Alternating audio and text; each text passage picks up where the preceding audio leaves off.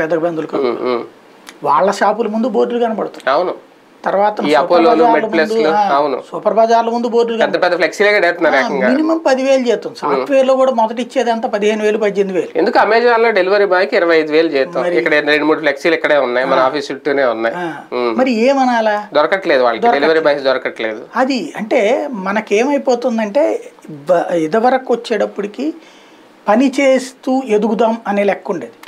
ఇప్పుడు ఎదుగుదలతో కూడిన పనిలోనే ఉందాం అనేటువంటి యాటిట్యూడ్ వైపు వెళ్ళడానికి కారణం ఏంటంటే, ఒకటి సామాజిక కోణం, ఒక చిన్న చూపు చూసేటటువంటి తత్వం.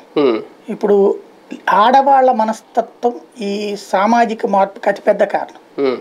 ఇదివరకటి రోజుల్లో కష్టపడుతున్న మగాడిని చేసుకోవడానికి అమ్మాయిలు ఇష్టపడేవాళ్ళు, కష్టపడుతున్న అబ్బాయిని ప్రేమించడానికి అమ్మాయిలు ఇష్టపడేవాళ్ళు.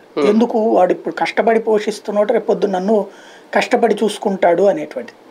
ఇప్పుడు అట్లా కాదు, సుఖపెట్టే మగాడు కావాలి, అది కూడా విలాసవంతమైన జీవితాన్ని అందించే మగాడు కావాలన్నటువంటిది యువతులలో బాగా కోరిక పెరిగింది.